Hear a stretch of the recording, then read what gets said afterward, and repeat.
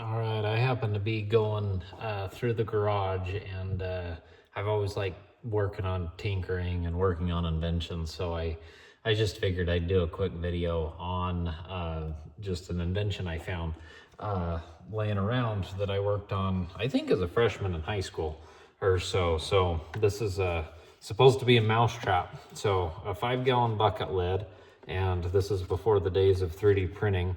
I had a little axle here, a little hinge that would rotate, and basically when the mouse would come onto this, it would go on the platform and it would fall into a bucket. I don't know if it was the right one, but anyway, it would tip and reset, and then you would have a 5-gallon bucket that could be filled, and a mouse can get in there. So one of the cool things about this one is I decided not to pursue it because of the shelf space limitation for retailers. I figured it could work, and obviously it was before 3D printing.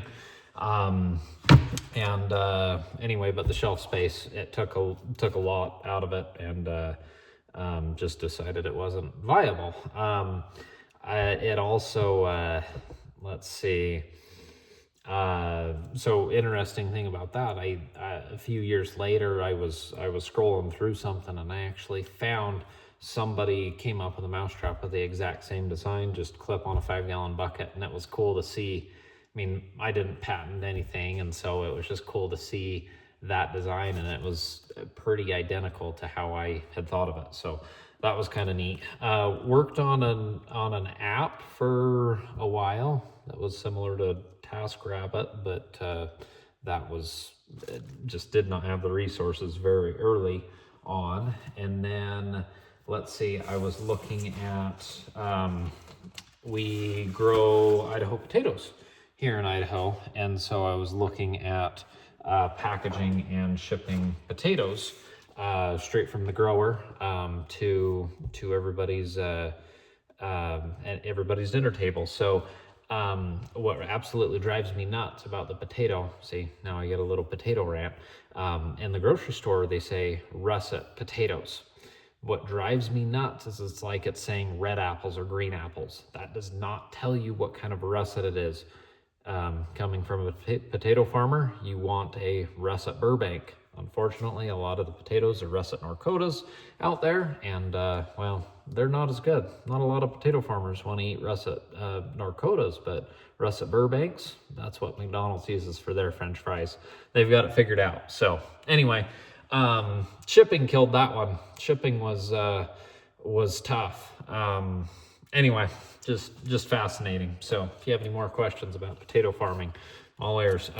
This is the one that went the furthest. I got a patent, got 2 patents on this actually. This is the electrical plug that I came up with called the Davis multi-plug. And I don't have the label on it. I should have a fully packaged one.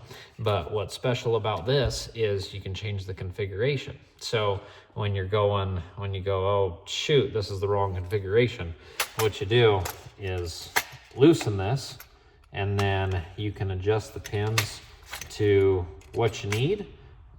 Go ahead and rotate everything, and then all you do is tighten everything back up, and now a service electrician has the correct configuration without having to go to the store, without a job site, without a bunch of plugs. So this is 9 different electrical plugs, and there's no way for it to strip on the back here. So a whole bunch of other features, but what I learned about the electrical plug invention is don't launch a new invention right before a global pandemic. I think I got my UL listing like December of 2019, so I had a bunch of trade shows lined up for 2020, and then they all got canceled.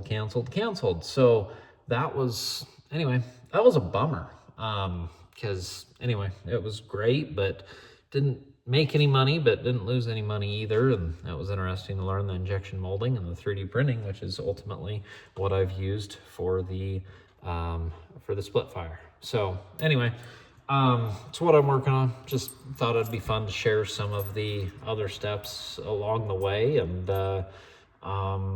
man, just fun to try to solve problems. So anyway, talk to you soon. Glory to God.